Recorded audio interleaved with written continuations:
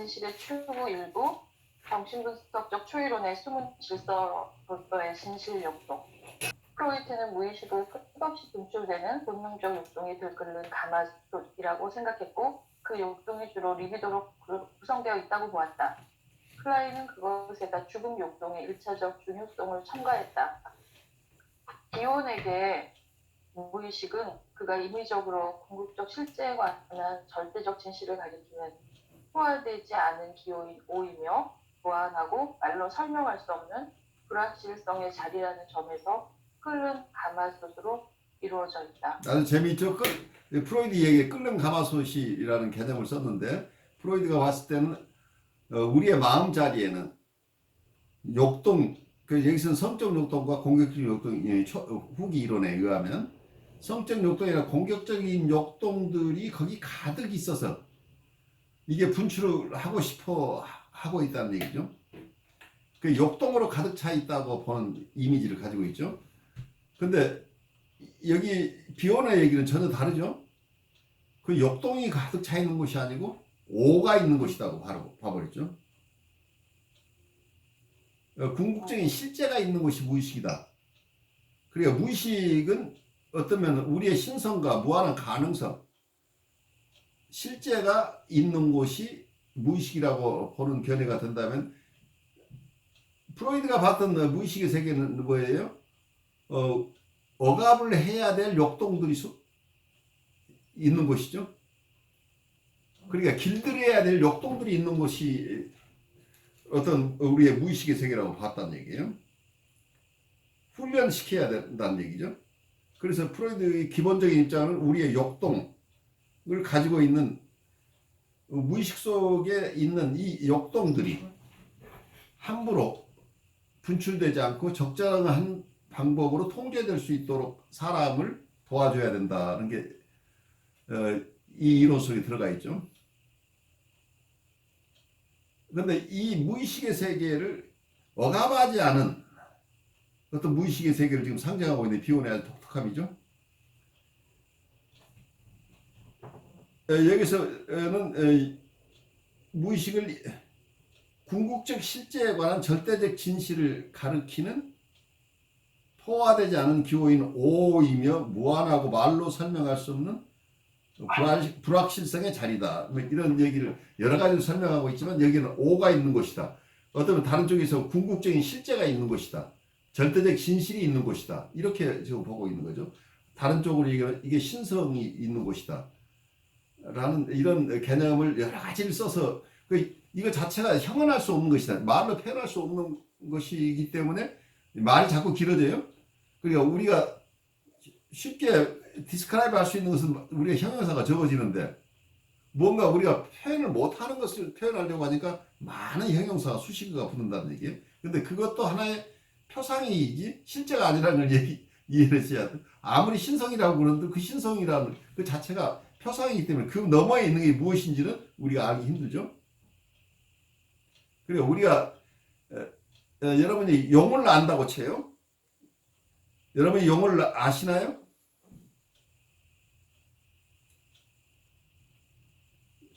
용이 존재하나요? 여러분의 표상 속에는 용이 있어요. 근데 실제 용이 존재하나요? 라고 물으면 어떻게 돼요? 그래서 우리가 표상을 아는 것하고 그 표상 너머에 있는 것은 전혀 다른 거죠. 그래서 보통 우리가 안다고 하는 것은 언어를 가지고 안다고 하면서 안다고 하는 경우가 굉장히 많죠. 내가 그 사람 이름 알아 라고 그 사람의 이름을 안다고 해서 그 사람의 인격을 체험해 보는 것은 아니죠. 근데 우리가 이름을 가지고 있으면 대개 그 이름의 표상에 우리의 정서도 있고 뭔가 우리의 저지먼트도 그 속에 들어가 있는 경우도 꽤 많죠. 근데 그건 검증되지 않은 것이죠. 그래서 이 무의식의 세계를 바라보는 기본적인 관점이 다르다고 하는 것을 우선 여러분이 체득해야 돼요. 아마 전 시간에서도 관계 구조 모델과 욕동 구조 이론 사이의 기본적인 차이점이 무의식을 무엇으로 인식하느냐였던 거죠. 관계 모델 속에서도 또 비움이나 융처럼 보는 견해는 지금 주류에서는 거의 이야기하지 않는 거죠. 어, 그래서 이 독특한 무의식의 세계에 대한 이해가 우선 우리가 이번에 지금 공부하고 있는 비혼의 세계나 융의 세계를 오후로 공부할 텐데 그때 여러분들이 계속 깨쳐나가야 될 게 이분들이 얘기하는 무의식의 세계는 어떤 것인가. 우리가 알 것 같은데 여러 가지 형용사를 들었을 뿐이지 실제 그 무의식의 세계를 우리가 체득을 한다는 게 제일 어려운 과제일 수도 있어요. 우리가 들어서는 알고 있지만 정말 그 무의식의 세계라는 것을 여러분이 만난 적이 있느냐. 만약에 여러분이 융이나 비혼의 세계를 참으로 만난다고 한다면 여러분의 인격의 변화가 올 가능성이 굉장히 높죠. 그런 점에서 어떤 여러분의 오를 만나는 것이다는 입장에서 오늘 얘기를 계속 따라가 보죠. 네. 아주 최근에 나는 비혼이 암시했지만 명확하게 말하지 않은 것을 내가 대신 말한다는 가정하에 진실의 위험한 측면들에 관한 비혼의 생각들을 확충, 확장, 종합하려고 시도했는데 한마디로 말해서 전신이 아니라 정신입니다. 정신 안에는 가차 없는 진실 욕동이 존재한다는 것이다. 프로이트는 그것을 리비도적 욕동으로, 클라인은 그것을 죽음 욕동으로 오해했다.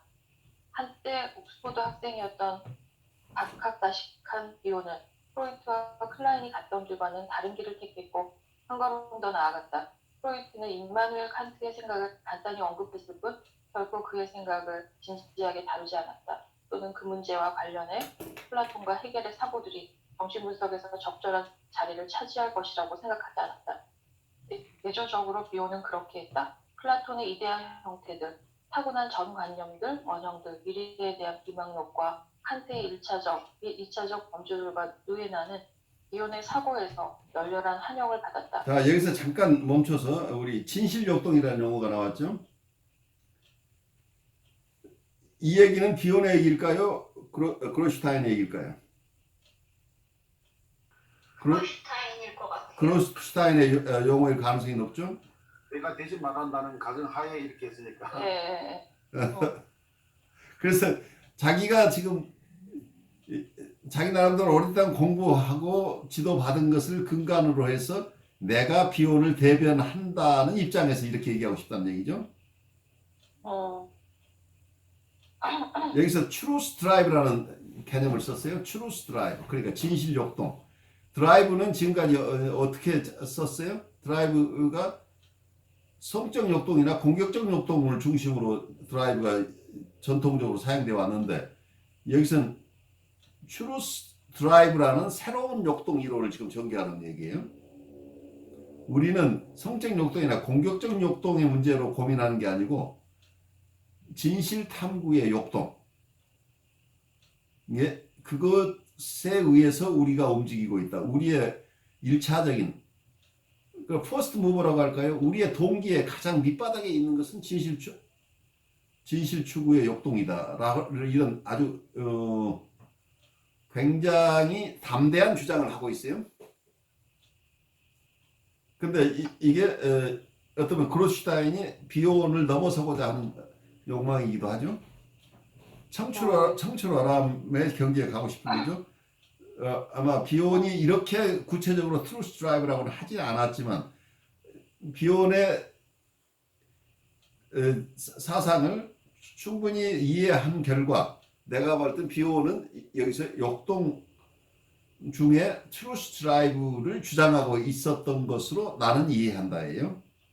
그래서 이제 이런 경우에 새로운 이론을 만드는 게 옹고의 지신에서 나온다고 우리가 보통 동양에서도 얘기를 하는데 과거의 이론들을 충분히 이해하고 나서 그것을 자기가 한 발짝 더 나아가서 얘기를 할 때 새로운 이론이 되는데 이때 이제 어려운 게 이게 비혼의 얘기냐 그로스테이션의 얘기냐가 항상 새로운 이론에서는 이제 이런 접점들이 있어요.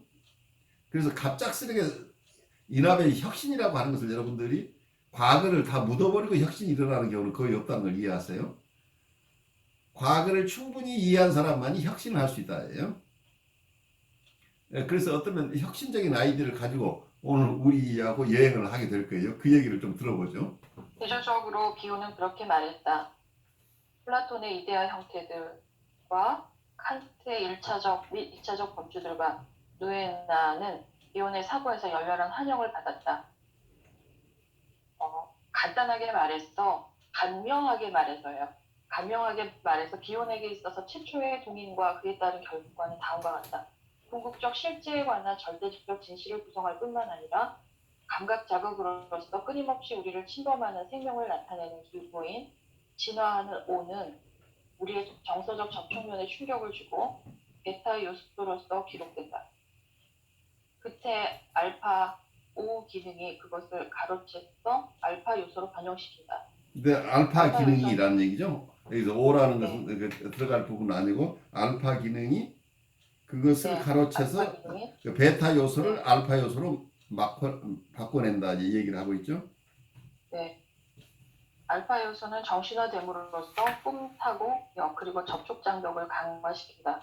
접촉 장벽은 의식을 무의식으로부터 분리시켜 줌으로써 잠을 자고 깨어 있고 생각하는 우리의 능력을 보증해 준다. 그러나 이 현상학적인 자극들, 베타 요소들은 알파 기능에 의해 변형을 거치기에 앞서서 즉각적으로 억압되지 않은 무의식으로부터 오는 요소들, 즉 타고난 전관념들, 원형들, 누메나를 끌어모으고 그것들과 결합한다. 따라서 여기서 아주 재밌는 거치는 얘기를 하고 있죠. 감각적인 자극들과 또 하나는 여기서 전관념들이죠. 이 전관념은 억압된 요소들이 아니에요. 그러니까 프로이드 이론하고 전혀 다른 얘기들이에요. 여기서는 억압된 것이 무의식에서 의식으로 오는 그런 무의식의 의식화가 아니고 억압되지 않은 무의식 얘기를 하고 있어요. 그래서 타고난 전관념 여기서 누메나 원형들 이런 어떤 플라톤이 얘기했던 개념이나 칸트의 개념들을 여기 다 끌어와서 여기 쓰고 있어요. 그 용어들은 궁극적으로 이런 요소들이 생각하는 자가 없는 사고라는 얘기예요. 이미 이러한 것들이 우리 안에 있는데 우리의 무의식 안에 있는데 이게 감각적인 베타 요소 우리의 감각적인 데이터와 이것이 어우러진다는 얘기죠. 그래서 베타 요소는 두 가지가 있는 거죠. 감각적인 부분과 전관념 이 두 가지가 동시에 있다. 이렇게 그로슈타인이 설명을 해왔죠. 따라서 생각을 거치지 않은 무의식적인 사고들, 즉 기온이 임의적으로 생각하는 자 없는 사고들, 그것들을 사고하는 자, 사고하는 마음을 기다리는 이라고 부르는 원 상황 즉 오의 침범에 따른 결과를 구성한다. 이것은 베타 요소로서 기록되고 그 다음에 무수히 많은 타고난 전관념들과 누메나 범주들과 결합한다. 그것은 이 모든 것을 예상하고 준비하도록 마음을 품에 타기 위해 새로운 자극과 연결할 수 있는 그 모든 생각할 수 있는 그리고 생각할 수 없는 예측적 가능성들에 해당한다. 문제는 이 포맷이 무한으로부터 출현하고 혼돈으로 경험된다는 데 있다. 그것은 궁극적으로 이해될 수 있는 것이 되기 위해 유한한 단위와 꿈꾸기로 축소되어야 하고 그를 위해 알파 기능을 필요로 한다. 여기가 유아를 위해 담는 엄마가 등장하는 지점이고 궁극적으로 마음이 출현하는 곳이다. 여기서 엄마는 유아의 갓 태어난 마음의 전조로서 또는 마음의 발달을 위한 촉진자와 개발자로서 간주된다. 엄마 또는 분석가의 분류 과정의 일부는 무한성과 궁극적 실제에 관한 절대적 진실의 무한한 단위들을 감당할 수 있고 개인적인 유한한 의미로 줄이는 작업으로 되어 있다. 이론에 따르면 이것의 한 가지 결과로는 의사소통 안에서 암시된 의미 있는 진실이 아닌 것을 구별하는 법을 배우는 것인데 그럼으로써 처음에는 운명적인 전조로 예상되던 불안으로부터 해방되게 된다.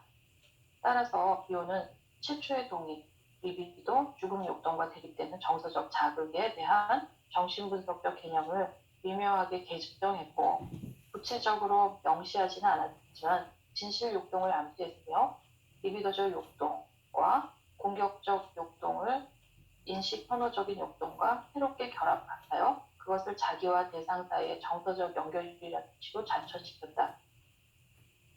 다른 말로 하면 우리는 어떻게 느끼는가에 따라 대상을 안다. 결과적으로 LHK 연결들은 알파 기능과 연합해 베타 요소들을 범주들 안으로 배치시킴으로써 정서적으로 부호화함으로써 그것들을 알파 요소들로 변형시킨다. 인간 안에 내재된 신성.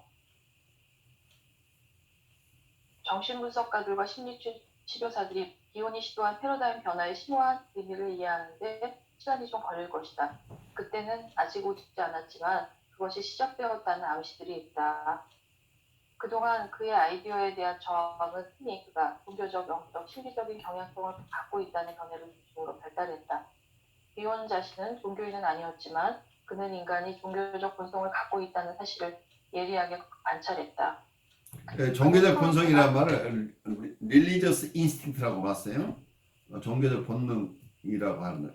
종교적 본능, religious instinct라는 용어를 여기서 쓰고 있고, 이번에 욕동에서의 아까 진실 욕동이라고 하는 개념, 그리고 여기에서는 종교 욕동이라고 하는 이 두 가지를 우선 픽업하면서 가보죠. 그것도 같이 포함된다는 의미인가요, 교수님? 어쩌면 이걸 이제 이론화하는 것인데 종교적 욕동이 우리에게 종교적인 본능이 있다고 하는 이런 개념들이 어쩌면 굉장히 어려워요. 드라이브라는 개념도 사람들이 쓰는 용어에 따라서 드라이브를 인스팅트하고 같이 보는 견해들도 있는데 여기서 진실 욕동을 그러면 종교적인 욕동이냐 하는 부분하고 이제 이걸 동치시킬 수도 있겠죠. 어쩌면 이때 종교를 릴리전을 뭘로 보느냐에 따라서 이게 같다고 볼 수도 있고 다르다고 볼 수도 있겠죠. 그래서 우리가 표상을 가지고 얘기를 하니까 어떨 때는 우리가 혼란을 느낄 수 있죠. 어떤 그 프로이드를 번역하는 속에서 인스팅트라는 말을 드라이브라고 번역하기도 하고 그래서 어떤 사람은 다른 의미로 동물에게는 인스팅트가 있지만 사람에게는 인스팅트가 없다. 뭐 이제 이렇게 볼 수도 있고 여러 가지로 다른 의미로 해석을 할 수 있지만 하나의 우리에게 드라이브라고 하는 것은 용어를 쓰면 그건 피할 수 없는 것이라는 개념이 들어 있어요. 충동이니까. 그래 우리 마음대로 피해 나갈 수 없는 어떤 숙명적인 것이죠. 이런 것들은 우리가 마음대로 거부할 수 없는 것이 충동이라는 드라이브라고 하는 용어를 쓰. 인스팅트도 마찬가지죠. 우리에게 이미 배어 있는 것들이죠.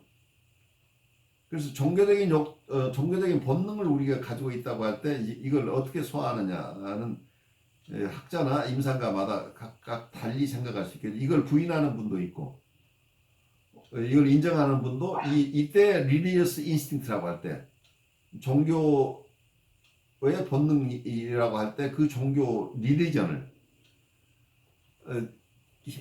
어떤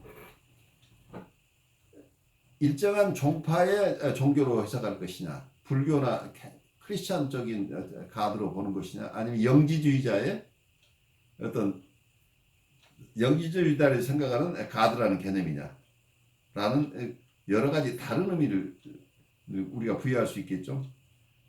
그래서 어쩌면 안외를 추구한다고 하는 트루스 드라이브라는 용어를 썼다는 얘기는 어쩌면 릴리저스 인스팅트하고 서로 관련시켜서 생각을 해본다면 이때 릴리전을 알을 추구하는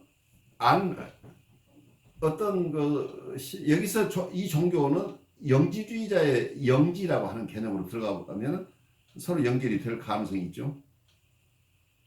인격적인 신을 얘기하는 게 아니고 모든 지식을 다 가지고 있는 어떤 것들 모든 지식을 이미 그 안에 품고 있는 어떤 것을 어떤 가드라고 얘기를 한다면 그러면 우리의 진실욕동이라고 하는 게 여기서 얘기하는 이 종교는 어떤 정통적인 어떤 종교 이론에서 얘기하는 것과 다른 영지주의자들이 얘기하는 영지에 가까운 게 아닌가 하는 생각도 들어요. 우리 목사님들이 좀 도와주셨으면 좋겠어요. 이 부분에서 그걸 어떻게 여러분들 어떻게 이해하시는지. 저는 꼭 기독교만 얘기하는 것이 아니라 종교성에 관한 이야기 자체가 어떻게 보면은 그 관계의 추구라고도 좀 생각을 했거든요. 그래서 그 인간이 가지고 있는 관계가 상당히 불완전하기 때문에 궁극적인 어떤 관계, 말하자면은 초기 관계를 만족적으로 추구한다 그러면은 그거는 이제 다시는 이룰 수 없는 어떤 관계의 모습일 수도 있기 때문에 그런 것처럼 궁극적인 어떤 관계성을 추구하면서 생기는 게 일반적인 종교성이라고 생각한다면은 그 종교성이 어떻게 자기하고 어떤 공감을 형성해서 만나느냐에 따라 가지고 일반적인 종교로 보면은 그런 모습이 될 거라고 생각하고 있고요. 그 기독교에서 말하고 있는 그 종교성이라는 자체가 원래 인간이 그 창조될 때 가지고 있었던 모습 자체가 어떤 관계성의 모습이라고 본다면 그 속성 자체가 신의 속성이 관계적인 성경에서는 관계적으로 나오기 때문에 그게 인간뿐 아니라 모든 우주에 있는 모든 것들이 다 관계적으로 형성되어 있다는 거죠. 그래서 성경에 보면은 그 심지어는 우리가 무생물이라고 부르는 돌들마저도 결국은 다 연결되어서 서로가 연관된 상태에서 존재한다고 보면은 그 관계성이라는 자체는 이 우리 기독교에서 말하고 있는 모든 창조물이 가지고 있는 어떤 신의 속성, 하나님의 속성이 관계성이다 이렇게 생각해 볼 수 있는 그런 개념들이거든요. 그렇게 되면은 그 인간이 가지고 있는 관계성이 종교성의 본능이다 이거는 결국은 하나님의 속성인 관계성을 그대로 가지고 있다 이렇게 봐집니다. 그래서 그런 면에서 볼 수도 있고 또 그냥 단순하게 어떤 종교적 학적 편으로 본다면은 그거는 이제 각 종교마다 이야기가 달라질 수 있을 거라 생각합니다. 그래서 저는 일반적인 그런 종교성 자체가 어떤 신의 속성에서 나왔다 이렇게 봐집니다. 아주 좋은 인사이트를 나눠주셨어요. 여러분들에게 큰 도움이 될 거 생각이 돼요. 저는 그게 오해 그 얘기를 하면 그게 굉장히 자연스러운 얘기인 것 같아요. 오늘 논의가. 예, 왜냐하면 그 오라는 것도 그렇고 이 종교성이라는 것도 그렇고 우리가 그냥 일반적으로 생각하는 기독교, 불교 이런 게 아니라 그것까지 포함하는 굉장히 인간 현실을 좀 더 잘 이해하고 인간의 범위 자체를 넘어서서 이해하고자 하는 욕구 전체를 얘기한다고 생각을 하거든요. 근데 오라는 것도 분명히 우리가 그렇다 아니다라고 설명할 수 없지만 인간의 능력, 지금 현실 생활 보이는 현실 생활을 넘어서는 인간의 능력이라고는 생각도 들고 어떻게 다른 표현으로는 저는 종교적인 건 잘 모르지만 인간 안에 내재되어 있는 신성 이렇게도 얘기가 될 수 있을 것 같고요.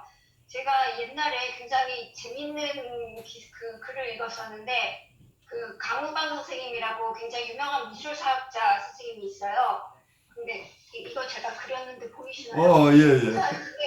네, 그 강우방 선생님도 그렇고 영국의 굉장히 유명한 그 지금 생각이 안 나는 미술사학자 선생님도 그렇고 공통적으로 주장하는 것이 고대 그림에는 공통적으로 세계적으로 다 이무늬가 들어간다 이거예요. 그래서 그것을 검증은 할 수 없지만 인간이 정신적인 흐름과 영역을 볼 수 있었던 시대가 있었다는 거예요.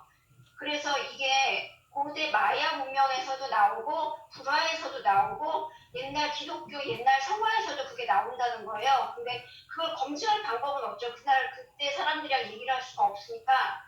그러니까 인간이 가진 어떤 신성이라고 표현할 수도 있고 그 지금 현실 생활에서 우리가 설명할 수 없는 부분 그런 능력을 설명하는 그거라고 생각하고 굉장히 저는 재밌게 봤거든요.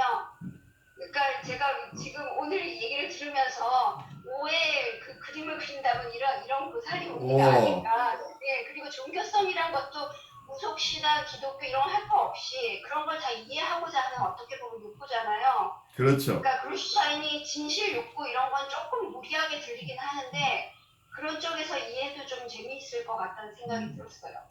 근데 그로트슈타인 설명보다 더 확실하게 잘 설명을 하셨어요. 그러니까 우리 너머에 있는 것들, 우리가 알 수 없는 것들을 알고 싶어하는 욕구죠. 그러니까 아까 설명하신 대로 우리 안에 있는 잠재성도 포함한 휴먼 포텐셜이라고 표현할 수도 있는데 휴먼 포텐셜, 인간의 잠재성이라고 하는 것, 인간의 잠재성은 어디서 왔느냐 한다면 우리 안에 어떤 신성이 있다고 한다면 이 신성을 나라고 이해하는 사람도 있고 나는 신성을 닮아가려고 하는 내가 있다고 볼 수도 있겠죠. 그래서 어떤 경우에는 이 부분이 정신분석 쪽에서도 자기 트루 셀프를 실현하려고 하는 것이다 라고 보는 견해들, 그리고 휴먼 포텐셜을 중심으로 하는 이론들이에요. 대인관계 이론 속에 우리의 잠재성 개발 운동이라고 볼 수도 있어요. 어떤 인간 발달 이론에서 본다면 이 잠재성이 무엇이냐 하는 것에 대한 정의를 잘 안 해요.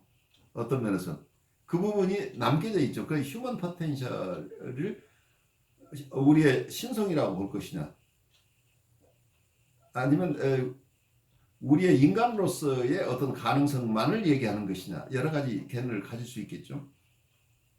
우리 다른 목사님들도 좀 나눠주시죠.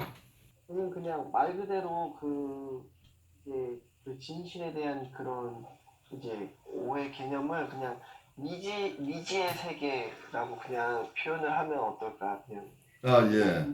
미지의 세계에 대한 호기심과 경외나 그거에 대한 감탄이나 때로는 환상 같은 그런 느낌을 말로 표현할 수 없는 그런 이렇게 순간순간 이렇게 느껴지는 그런 미지의 세계들에 대한 그런 추구를 종교성으로 표현할 수도 있고 아니면 예술성으로 표현할 수도 있고 또 그거를 그냥 단순한 지적 호기심인데 이렇게 말로 표현이 안 되는 그런 이렇게 깨달음이라든가 아니면 뭐 다양하게 그렇게 표현될 수 있을 것 같아요.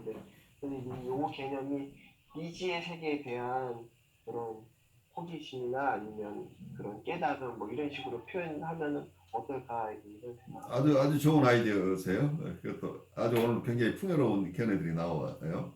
여러 측면에서 우리가 이해를 할 수 있을 것 같아요.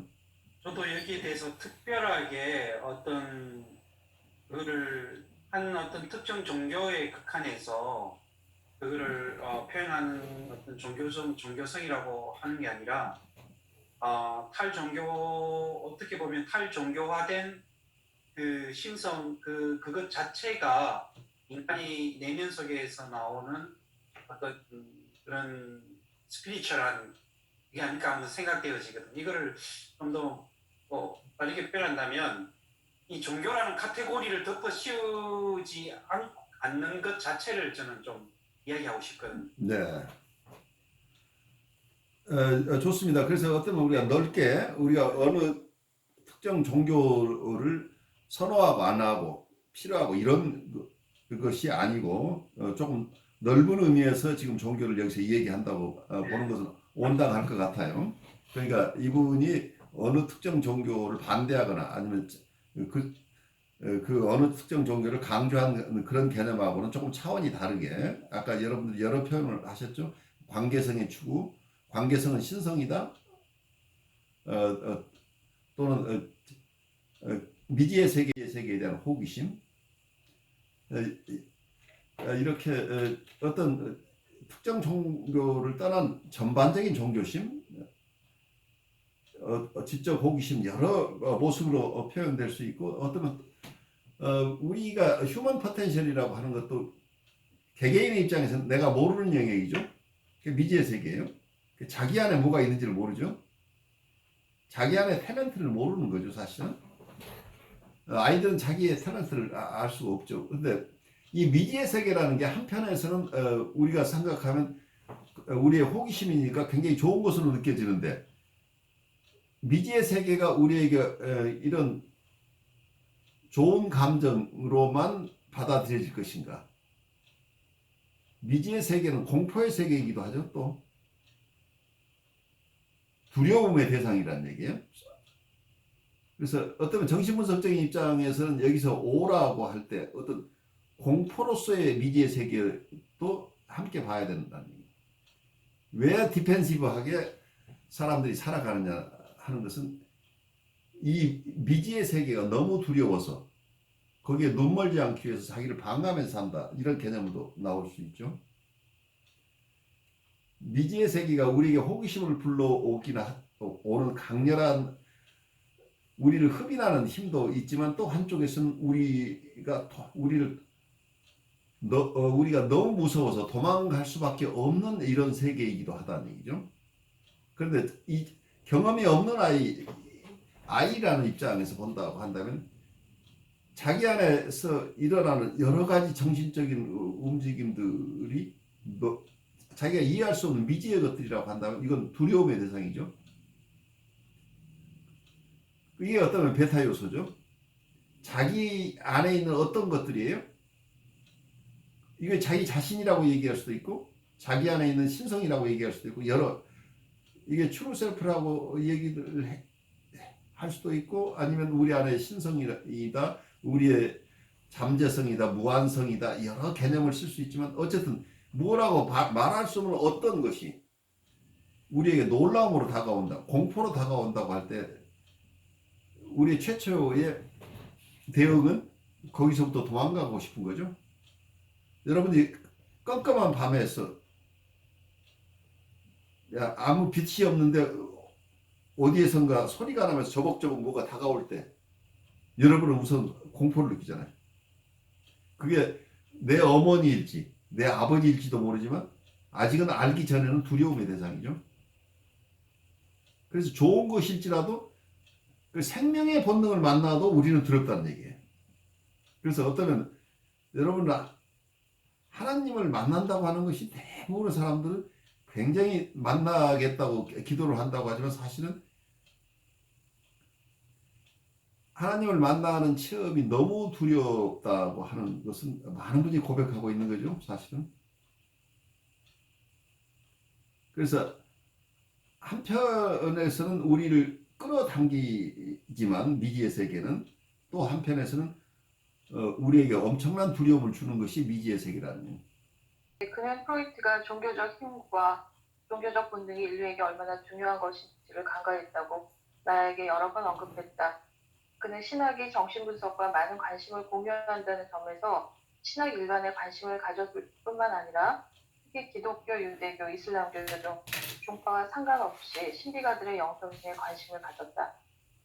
사실 그는 커다란 용기를 필요로 하는 일을 했다. 마이스터 에크하르트의 작품을 읽고 나서 내재적 신과 본질의 신으로서의 초월적 신성을 구별하는 이단적인 생각을 들려왔고 초월적인 신성을 인간 내에 내재하는 것으로 그리고 오와 같은 요소로 또 보았다. 내 생각에 기온이 말하는 신성의 또 다른 의미는 영지주의적인 것이었다. 영지주의에서의 신성은 순수한 생각, 즉 이데아 형태를 플라톤적 의미에서 본 순수 지성이다. 이 신성은 순수한 본질이며 창조자로서의 신과 혼동해서는 안 된다.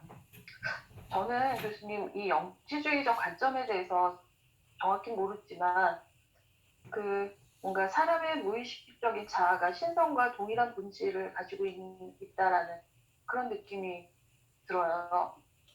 예. 근데 불행히도 저희는 굉장히 동떨어진 그런 진정한 본질과 동떨어진 세상에서 살잖아요. 엄청난 문명화된. 그래서 이 내용이 초월적인 운명과 본질, 기원 이런 얘기가 이게 다가오지 않고 이게 어디서 오는 걸까? 뭐 이런 생각이 들어요. 그러니까 그러면 우리가 신을 믿는다면 하늘에 있다, 위에서부터 오는 거, 계시처럼 이런 거 있잖아요. 근데 어찌됐든 뭔가 나의 직관 속에서 자신에 대해서 깨달아가는 어떤 게 경험되어질 때 뭔가 좀 이 오에 가까워지는 건가? 그것을 신성이라고 이해해야 될까? 그런 생각이 이렇게 왔다 갔다 해요. 예, 그 왔다 갔다 하는 생각이 바른 생각이에요. 그러니까 소신껏 밀고 나가셔야 돼요. 아니 그래서 저는 뭔가 어디서 어떻게 나에게 느껴지는지 모르지만 그 직관이라는 게 굉장히 신비할 때가 있어요. 그래서 이 무의식적인 자아가 갖는 그것이 신성과 동일한 본질, 동일한 어떤 본질을 갖고 있는 이런 관계에서 한번 이 오를 직관이라고 하는 게 인투이션이라고 하는 게 무의식적 그러니까 unconscious awareness라고 이해를 하면 좋겠죠. 무의식적인 알미죠. 네. 무의식적인 오케이. 깨침이라는 네. 얘기죠. 그러니까 무의식의 세계, 예. 형태가 없는 세계를 이해하는 데 직관은 굉장히 중요한 도구가 되죠.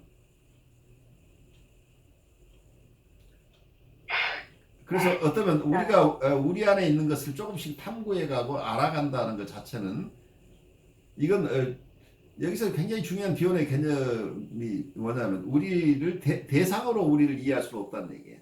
우리는 주체이기 때문에 서브젝트라는 거예요. 아브젝트만 분석의 대상이 되는데 아브젝트가 아니고 서브젝트이기 때문에 이건 체험을 통해서 결국 그 대상이 여기서 분석적 대상이라는 용어를 잘 쓰고 싶어 하지 않아요. 이 주체로서 자기 것을 클레임해야만 된다. 그러니까 우리 안에 있는 어떤 잠재성이 있다고 하는 그 잠재성이 우리가 되어감으로써 경험하는 것이지. 그래야 우리가 보아서 분석하고 알 수 있는 것이 아니라는 개념을 이 속에 가지고 있는데. 그래서 어떤 말씀하세요. 한편으로는 이 신성하다, 뭐 본질이다, 뭐 우리 안에 무의식이다, 뭐 이런 표현을 쓰는데 저는 이게 직관하면서 무슨 생각이 드냐면 그게 결국 내 안에서 올라오는 거잖아요. 그렇죠. 소리가. 그러니까 내 안에서 올라오는 거니까 내 안에 오를 만나는 체험이란 말이에요. 그렇죠. 모르겠어요. 저는 요게 좀 이해가 되는 것 같아요. 그러니까 전혀 하는 거는 이해할 수 없겠지만 어쩌면 프리어소시에이션이라는 것도 우리의 무의식 속에서 이게 드러나는 거죠. 근데 그 무의식을 꼭 억압된 것만 가지고만 얘기할 수 있는 것은 아니라는 얘기죠. 예. 오케이. 예. 억압되지 않은 우리 아주 귀한 전관념 같은 것도 얼마든지 있을 수 있다는 얘기. 이게 우리가 그걸 알아가는 과정들은 사람마다 체험하는 게 각각 다르겠죠. 그래서 다른 표현 방식으로 그걸 서술을 하는 거죠. 근데 교수님 그 걸스타인이 비호를 영지주의적이라고 말하는 게 조금 저는 이제 약간 납득이 안 가는 게 영지주의라 그러면 어떻게 보면은 그 지성에 대한 것들이 더 강하지 않습니까? 예. 근데 비호는 지금까지 오를 이야기하면서 어떤 지적인 것보다는 정서적인 것을 이야기하면서 결국 경험의 이야기를 할 때는 결국은 이 경험이라는 것은 지적인 것만 아니라 모든 감각기가 그 사람 자체를 통해서 얻어지는 거기 때문에 영지주의적인 것보다는 오히려 또 통합적인 인간에 대한 생각에서 오가 나왔지 않았을까 그런 생각이 드는데 이 걸스타인은 영지주의라 해서 이렇게 지적인 거하고 오히려 정서적으로 다가갔던 경험적으로 다가갔던 비혼을 또 분리시켜버리는 듯합니다. 그 지점에서는 저도 공감이 돼요. 지금 목사님 말씀대로. 왜냐하면 이분이 너무 여러 개념들, 철학적인 개념들, 칸트부터 시작해서 플라톤의 이론이나 비혼의 것을 이 여러 가지 것을 가져다 다 같다고 보고 막 진술을 해 나가 버리죠. 그래서 엄청난 가정 어썸션이 있어서 칸트가 하는 얘기나 플라톤이 하는 얘기나 비혼이 하는 얘기가 같다. 이해하면서 또 비혼을 자기 나름대로 여기서 영지주의자라고 바로 클래시파이 하는 것 자체가 어떤 비혼의 이론은 한쪽에서는 인간에 대한 이해이기도 하지만 또 하나는 굉장히 깊은 임상이론이에요. 임상이론으로서 볼 때는 정서를 굉장히 중요시 한다는 거죠. 이모션을 통해서 인간을 이해할 수밖에 없다는 거죠. 그러니까 우리가 오를 만나는 경험은 정서 경험을 통해서밖에 접근이 안 된다고 하는 점에서 단순히 지성으로만 얘기하는 영지주의적인 어떤 오라고 하는 개념도 우리가 수용하기는 좀 어렵지 않느냐는 생각이 들어요. 그래서 여기서는 비혼의 얘기를 그로슈타인이 해석하고 있는 거예요. 그러니까 그로슈타인이 만난 비혼이에요. 근데 여러분 나름대로 독자적인 입장에서 비혼을 만나셔야 돼요, 결국. 그래서 아주 훌륭한 어프로치예요. 지금 그로슈타인이 비혼을 나름대로 이해하고 있지만 한쪽에서는 비혼을 제약하고 있는 부분이 있을 수 있어요. 비혼이 가지고 있는 포텐셜들을 이분의 그릇이 다 이걸 담아내지 못해서 자기의 제한된 경험으로 밖에 소화하지 못하고 있을 수도 있다는 얘기예요. 그로슈타인도 훌륭한 분석가지만 또 비온이 가지고 있는 그 강점들을 다 소화해내지 못한 부분도 꽤 있을 거다. 어떤 경우에서는 거기에서 비온이 보면 굉장히 억울한 부분도 있을 거니까 여러분들이 비온을 이제 이 책을 해나가면서 이제 비온으로부터 직접 듣는 체험들을 이제 하셔야 돼요. 왜냐하면 여기서 벌써 여러분들이 어느 사람을 통해서 전해 들은 비온을 우리가 아직은 체험하고 있기 때문에 이제 이런 갈등이 나올 수 있는 부분이에요. 비온은 인간이 예배 본능을 가지고 있고 그 본능으로 인해 신을 창조해야 하는 존재라고 보았다. 그리고 신학과 정신분석이 같은 코스를 달리고 있으며 대략적으로 말해서 신학자들이 신을 말할 때 정신분석가들은 신 대신 무의식 또는 오를 말한다고 보았다. 만약 비온이 종교를 받아들였다면 나는 그가 불가지론적인 영지주의를 받아들였을 거라고 생각한다. 그것은 비온에게 있어서 신비가는 내가 앞에서 언급한 대로 오를 경험하기 위해 피해를 필요로 하지 않기 때문이다. 그는 복잡성 안에서 명백한 것을 보고 명백함 속에서 복잡성을 보는 사람이다. 신성에 대한 비온의 위험한 실험이 가진 더 깊은 의미는 내가 앞에서 언급한 대로 프로메테우스의 정신, 즉 인간으로 하여금 자신의 신됨에 소개되도록 허용하는 것이 있다. 다시 말해서 무심하고 인격적인 오가 소유적 자리 안에서 인격적인 오로 변형되는 것들, 오를 포용하는 원형적인 용어인 신성의 화유, 즉 인간이 오가 되는 것을 허용하는 것에 있다. 이제 우리는 비온이 정신분석에 대한 새로운 견해를 말할 것도 없이 무의식과 인간의 노력 모두에 대한 매우 다른 견해를 도입하고 있었고 그런 점에서 그가 정신분석의 울타리 안에 여전히 남아있으면서 소수를 제외하고는 이단으로 간주되는 것을 피할 수 있었던 거의 기적에 가까운 일이었음을 알 수 있다. 제14장 진실의 추구 2부 7번째 종으로서의 진실에 대한 호기심. 비온인의 출간된 작업 전체를 여러 번 읽은 후에 나는 그의 작업 전체를 관통하는 아리아드네의 실마리가 그리고 궁극적으로 그것들을 정의하는 것에 진실한 추구, 즉 호기심이라는 사실에 충격을 받고 그것은 내게 있어서 선택된 사실이 되었다.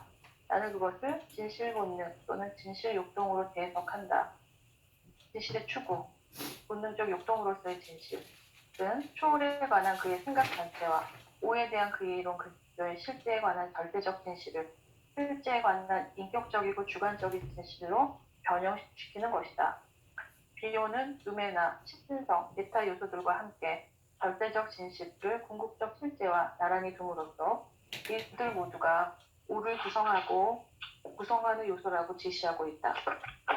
변형은 궁극적 실제에 관한 절대적 진실과 그것이 지닌 무한한 집합들과 무한한 닿는 것에 작용함으로써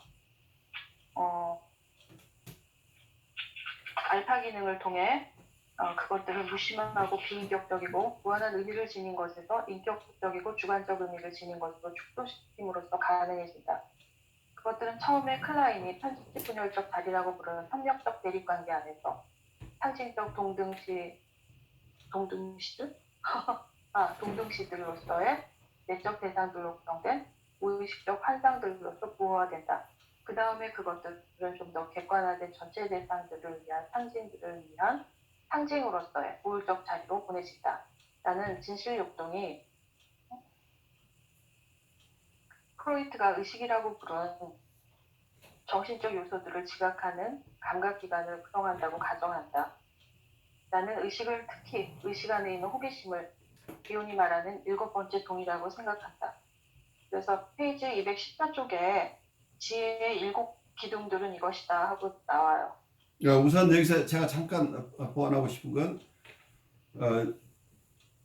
이 truth drive를 어떻게 설명하고 있냐면 I postulate that the truth drive can be assigned to what Freud called consciousness, which constitutes the sense organ for the perception of psychical qualities.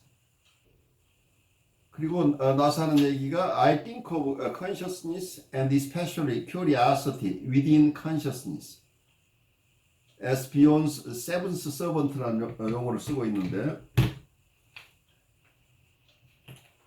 여기서 번역한 내용을 보면 나는 진실욕동이 프로이드가 의식이라고 부른 정신적 요소들을 지각하는 감각기관을 구성한다고 가정한다. 얘기는 나름대로 잘 생각해봐야 될 얘기예요. 그리고 나는 의식을 특히 의식 안에 있는 호기심을 비온이 말하는 7번째 종이라고 생각한다. 거기에 앞서 우선 정신적 요소들을 지각하는 감각기관이라는 개념을 우리가 잘 이해해야죠. 정신적인 요소를 감각하는 것은 다른 감각기관이 있다는 얘기예요. 우리가 five senses라는 감각기관 이외에 여기서 진실욕동에다가 그 자리를 준다는 얘기. 진실욕동을 이 사람은 뭘로 쓰고 있느냐면 프로이드가 consciousness라고 프로이드가 의식이라고 했던 것을 여기서 진실욕동이라고 자기는 대체하고 싶다는 얘기죠. 그래서 여기서 진실욕 consciousness가 여기서 the sense organ이라는 프로이드가 봤을 때는 우리가 의식을 통해서 우리의 정신적인 상태, 심리적인 상태를 감각한다는 얘기죠. 정신적인 요소들을 여기서는 사이키컬 퀄리티라고 하는 그 심리적인 그냥 퀀티티라기보다는 퀄리티라는 용어를 쓰고 있어요.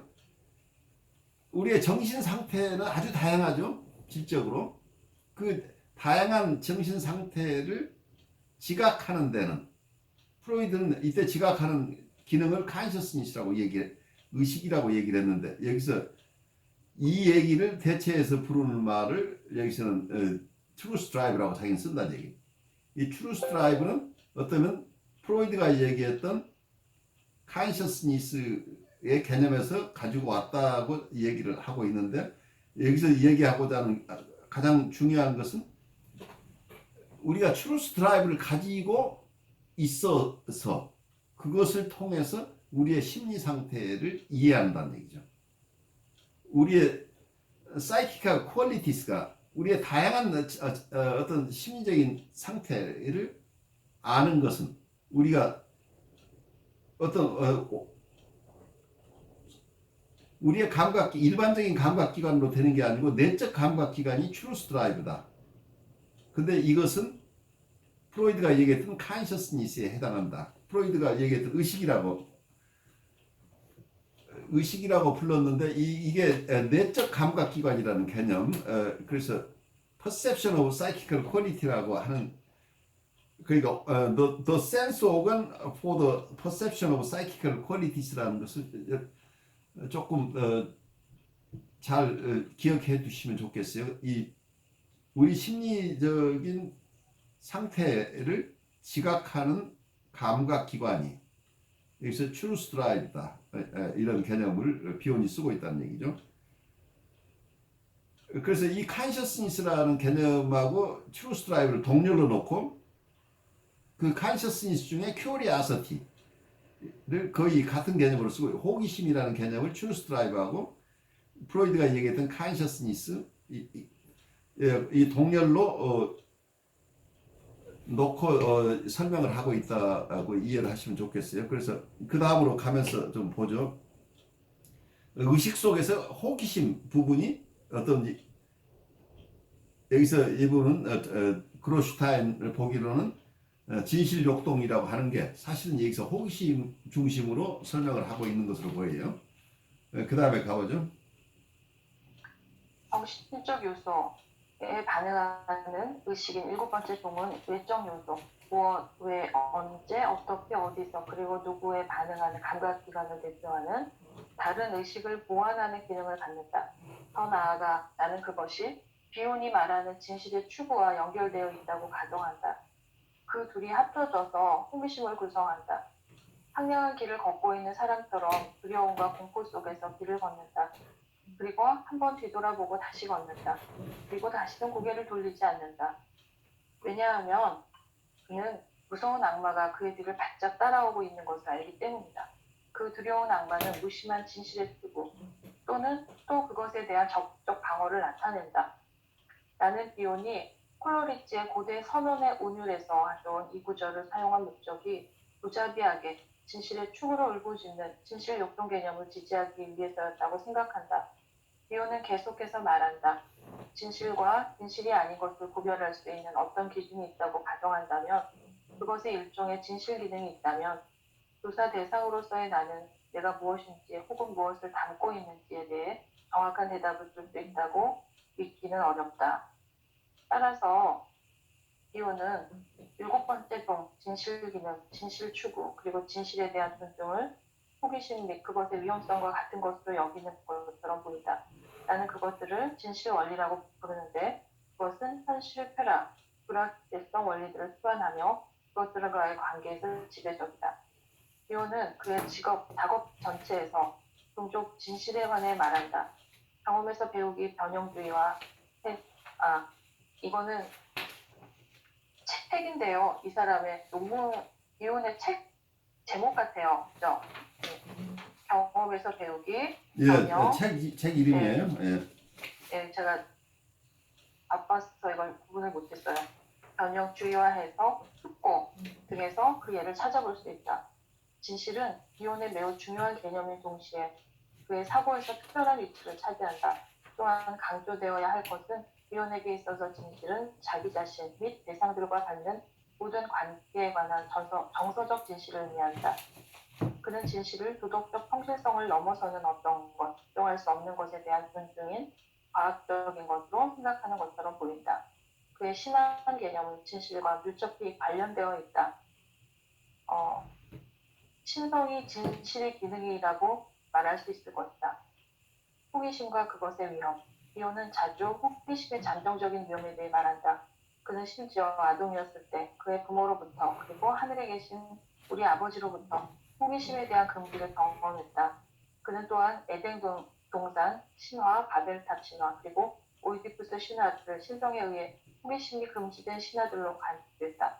더 나아가 그는 오이디푸스는 그가 알지 못한 채 비극에 관한 진실을 알겠다고 작정함으로써 교만 또는 오만의 죄를 지었다고 제안한다. 정상적으로 호기심과 오만 사이, 그리고 병리적으로 이 두 가지와 어리석음 사이의 항구적 결합에 비혼의 이론을 고려할 때 다음과 같은 사전적인 생각들이 출현한다. A. 신은 오를 나타냈고, 제가 오타가 났는데요. 호기심에 찬 조사자는 신성과 연관된 무한한 오와 의식 사이의 접촉 장벽을 적극적으로, 신성 모독적으로, 그리고 침범적으로 뚫고 들어가는 위험에 대해 알고 있어야 한다. 다른 말로 인간의 호기심은 이기적인 목적으로 거룩한 것들을 침범해서는 안 된다. 인간은 인내심을, 즉 소극적 능력을 발달시켜야 한다. 그래야만 신성, 즉 오에 의해 적합하게 부름받을 때 자발적으로 인간 안으로 들어올 수 있다. 의식은 마치 오디션에 참여한 배우처럼 우리에게 전화하지 마세요. 우리가 당신에게 연락할게요. 라고 말하는 할리우드 영화 제작자처럼 작용한다. 이것이 이데아 형태, 5. 신성이 인간 경험 안에서 관념으로서 실현되는 방식이다. 호기심은 겸손을 배워야 한다. 그에 따른 보상은 엄청나다. 달리 말해 비온이 호기심에 대한 신의 금지에 대하여 말할 때 그는 신성한 것을 보호하는 데 봉사하는 파수꾼 신들의 신화와 연결하고 있다. 궁극적으로 호기심에 대한 금지는 의식체계와 관련해서 무의식체계의 온전성을 지키고 보호하는 기능을 하는 접촉 장벽이 된다. 그리고 그것은 역으로도 마찬가지다. B. 호기심에 대한 또 다른 금지는 그것의 성취를 가져오는 결과 때문이다. 호기심은 인식론적으로 야망이 가득한 발달하는 자기의 한 기능이다. 호기심의 성취는 매번 발달하는 자기에게 끊임없이 확장되는 책임감을 부과한다. 다른 말로 그것은 점점 더 큰 발달적 비대칭, 분리, 그리고 책임감과 관련된 더 큰 취약성의 느낌을 만들어낸다. 따라서 호기심은 지속적으로 파국적 불안과 결합된다. 비오는 진실을 찾는 오이디푸스의 오만에 대해 자주 말한다. 이것은 논의를 필요로 한다. 패배의 백성들을 위해 그 도시를 오염시키는 원인을 밝혀내야만 했다. 그의 호기심은 내 생각에 전능적인 것이 아니라 책임적인 것이었다. 다른 한편 그것은 오이디푸스가 그의 호기심이 밝혀낸 진실을 감당할 수 있다고 믿었다는 점에서 그의 전능환상을 보여주는 것일 수도 있다. 나스는 소포클라테스의 세 편의 오이디푸스 희곡들인 오이디푸스와 콜로누스의 오이디푸스 그리고 안티고네가 도덕주의적인 희곡으로 지적한다. 그린버그는 고대 그리스의 중간태에 대한 연구에서 오이디푸스의 교환이 그를 도와주었던 신들의 지혜를 무시한 채 자신의 지혜로 스핑크스의 수수께끼에 대답을 한 것이 있다고 주장한다. 이런 생각을 뒷받침하기 위해 그는 디모, 베르나르토, 헤이글, 르보우 등의 그리스 철학자들의 작업을 사용한다. 비오는 호기심에 대해 그리고 신에 의한 그것의 금지에 대해 자주 말한다. 그리고 이런 생각을 지지하기 위해 다음에 신화들을 인용한다. 에덴 동산, 바벨탑, 오이디푸스 신화. 그는 또한 프로케테우스 신화도 사용할 수 있었을 것이다. 내가 제기하는 질문은 이것이다. 호기심에 반대하는 신은 누구인가? 그 신은 신성으로 변형되는 신인가? 아니면 신의 측면인가? 나는 그 대답이 에덴 동산의 잠재된 내용 안에 놓여 있다고 제안한다. 만약 우리가 그 신화 안에 있는 신을 마치 자신의 신인 것처럼 자기 자신을 포함해서 눈을 떠서 발견하는 모든 것들을 자기가 창조한 것으로 믿는 신생아로 간주한다면 다음과 같은 시나리오가 가능해졌다. 그 신 요한은 자신의 창조자이며 또한 자기 부모인 아담과 이브의 창조자이다. 일단 그를 낳은 것이 부모의 성교라는 것을 알게 되면 그는 전능성의 낙원에서 추방되어 자신이 배제된 부모의 원색 장면을 시기하는 보통의 의존적인 유아가 된다. 괴로움과 함께 그의 호기심은 관점을 추구하고 원색 장면을 알고 싶어 하지만 아버지의 법과 관련해서 그의 호기심마저 배제되고 만다. 궁극적 실체에 관한 진실이 감당할 수 있는 진실로 그리고 다시 오로 돌아가는 중간적 변형. 경험에서 배우기. 비오는 수용되고 처리되고 변형된 모든 정서적 경험이 출현하는 이데아 형태 그리고 누메나, 즉 타고난 전 관념의 무의식적 실현을 수반하며 그렇게 경험으로부터 배우고 자기로서 그리고 영혼으로서의 발달을 허용한다고 주장했다. 이러한 생각의 흐름을 지시하면서 비오는 정신분석의 고대의 깨달음 및 서구의 계몽주의 인식론과 통제주의를 도입함으로써 하이데거와 사르트르가 말하는 것과 유사한 정신분석적인 인식론적 문제론을 창조했다. 인상 사례. 그거는 제가 그 부분만 읽을게요, 교수님. 한 여성 피분석자가 내가 여름휴가를 떠나기로 한 날짜가 다가오는 것에 관한 느낌을 표현했다. 그녀는 먼저 남편이 직업도 없이 집안일이나 돌보면서 생활비를 버는 책임을 자신에게 떠넘긴 것에 대해 실망감을 격렬히 표출했다. 나는 그녀가 또한 나를 그녀와 그녀의 가족을 돌보는 책임을 그녀에게 떠넘긴 그리고 곧 직장에서 벗어나게 될 분석과 파트너로 보고 있다는 것을 깨닫게 함으로써 그녀를 도울 수 있었다. 나는 먼저 그녀에게 그녀가 아동기에 가족을 떠난 것, 그녀의 삶에서 핵심적인 사건입니다. 떠난 것에 대한 보복으로 남편, 나에 의해 버림받고 있다고 느낀다고 해석했다. 그녀는 이런 생각에 대해 궁금해했고 그 해석이 맞을 수도 있다고 느꼈다. 그렇지만 그것은 그녀를 충분히 안도시켜주지 못했다. 그녀는 그때 정신분석이 시작된 이래 모든 피분석자들이 그렇게 하듯이 내가 그녀를 떠나가는 또 다른 이유에 대해 추측하기 시작했다. 많은 피분석자들이 그렇듯 내가 이 특정 시기에 그녀를 떠나는 이유가 그녀가 과도하게 지각하는 것으로 나를 지치고 탈진하게 만들었기 때문이 아닐까 하고 궁금해했다. 비록 그녀가 이 환상이 말할 만한 가치가 있는 것이라고 믿고 있는 것을 알고 있었지만 나는 그것의 진부함에 놀랐고 이렇게 대답했다. 그게 맞는 이유가 아니라고 생각해 보세요. 내가 떠나는 것이 당신이나 당신이 갖고 있는 지각의 필요성과 아무 관련이 없다고 말해요. 그녀는 즉시 활기찬 어조로 대답했다. 저런, 그건 끔찍스럽고 생각할 수조차 없는 거예요. 그것은 내 행동과 관련이 있어야 해요. 그렇지 않다면 나는 당신에게 아무것도 아닌 존재이고 그러므로 나 자신에게 아무것도 아닌 존재가 되고 말 거예요. 내가 당신을 휴가로 쫓아버릴 수 있다면 적어도 나는 연결과 정체성을 가지고 있는 겁니다. 나는 위의 분석 장면을 무의식적 환상이 실제 사건에 대한 피분석자의 지각과 관념을 수반해야 하는 이 경우에는 전이 안에서 보편적인 필요성을 갖고 있음을 보여주는 하나의 예로 또 제시하고 있다. 외부 사건과 관련해서 가상적인 행위자의 느낌에 대한 환상을 발달시킴으로써 이 경우에는 그녀가 의식할 수 있게 된 무의식적인 그녀는 잠시 동안 대상과 함께하는 그녀의 자신의 삶의 시나리오의 저자가 될 수 있었고 원동력으로서의 정체성의 느낌을 성취할 수 있었다. 즉 내가 이 일을 발생시킨 원인이에요. 따라서 나는 존재해요. 라고 말하고 있는 것이다. 나는 다른 곳에서 이 자생성 현상, 즉 자기 창조 및 세계 질서의 창조와 관련된 자기 창조와 자기 조직화를 의미하는 무의식적 환상에 대해 언급했다. 나는 또한 외상은 개인이 무의식적 환상 안에서 그것을 미리 창조하는 기회를 갖기 전에 실제 사건이 발생한 것으로 이해될 수 있다고 제안했다. 1차 과정과 2차 과정을 분리시킨 프로이트와 견해를 달리하는 비온에 따르면 알파 기는 꿈작업 알파로부터 출현하는 것이다. 비온은 1차 과정과 2차 과정을 동일한 경계와 술 차이를 지닌 하나의 과정인 알파 기능으로 결합됐다. 비온은 이것의 기초에 프로이트의 1차 과정과 2차 과정 개념뿐 아니라 꿈과 꿈꾸기 그리고 정신적 장치 개념을 개정했다. 나는 나중에 프로이트와 클라인의 이론에 대한 비온의 철저한 확산과 개정에 대한 논의로 돌아갈 것이다. 하지만 지금은 비온의 생각이 암시적으로 드러나고 있는 것에 초점을 맞추겠다. 외부 현실에서의 모든 지각, 관념 혹은 행동은 무의식의 일부가 되기 위해 그리고 1차적인 무의식적 과정을 거쳐 의식의 일부가 되기 위해 꿈꾸어져야만 한다. 다른 말로 하면 외적 및 내적 현실에서의 모든 관념, 개념 혹은 행동은 그것에 상응하는 무의식적 환상의 창조를 수반해야만 한다. 해석은 어째서 안도감을 산출하는가?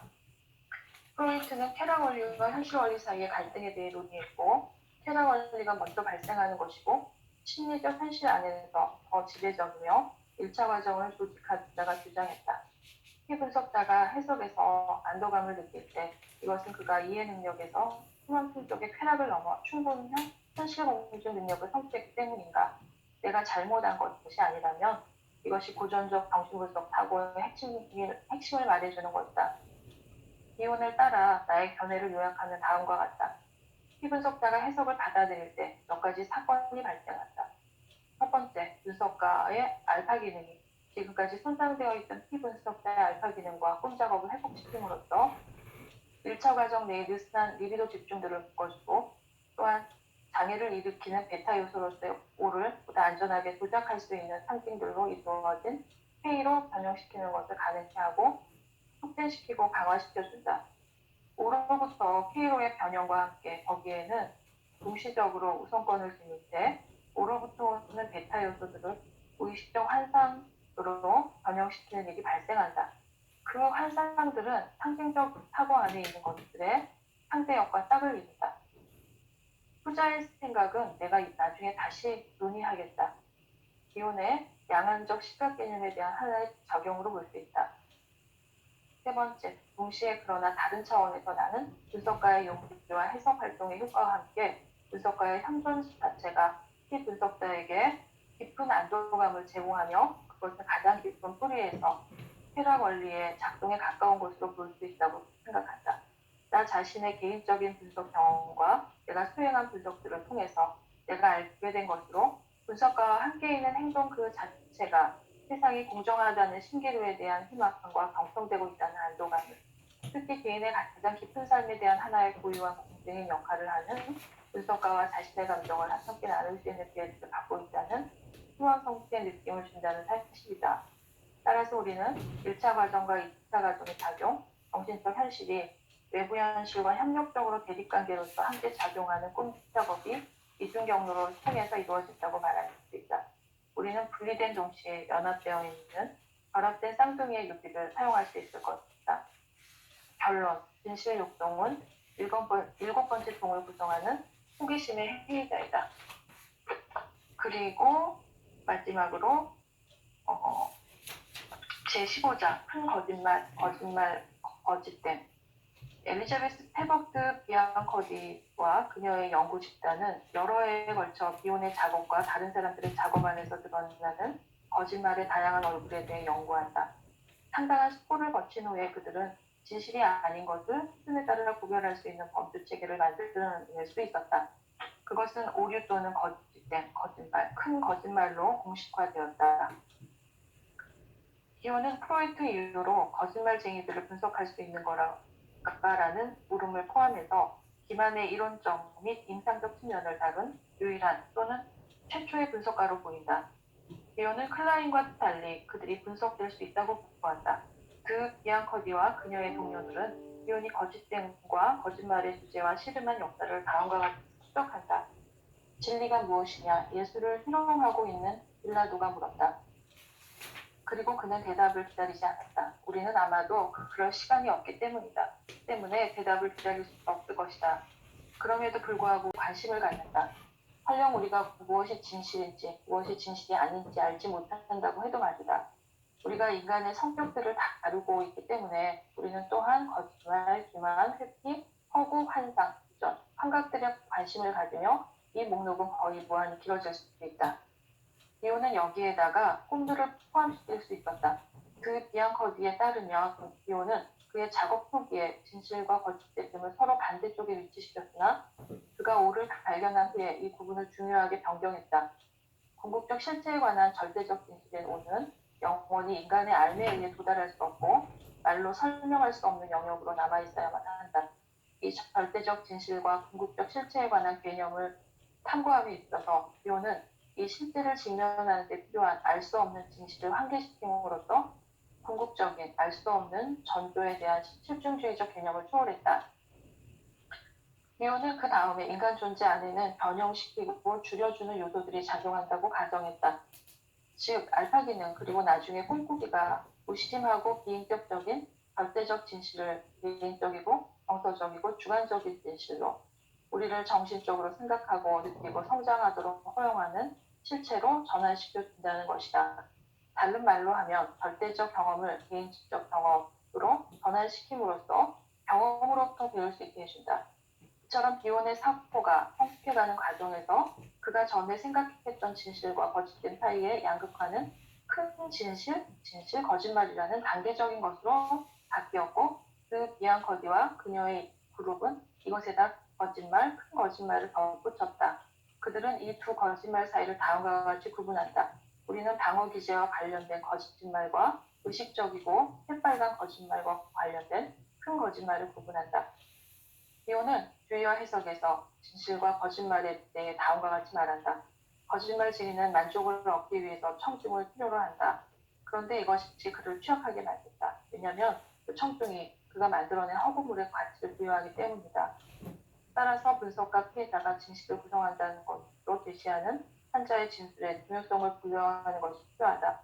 그 진술에 담긴 일관성 없는 요소들을 관찰하는 것이 가능하고 서로 불일치하는 요소들을 보여주는 패턴을 탐지하는 것이 가능하다. 편집 분열적 자리와 우울적 자리를 오가는 반응은 그것을 발견한 개인 이전에 존재하는 전체 상황을 드러낸다. 거짓된 발견에는 인정한 PSD에서 발견하는 자발적인 황폐함이 없다.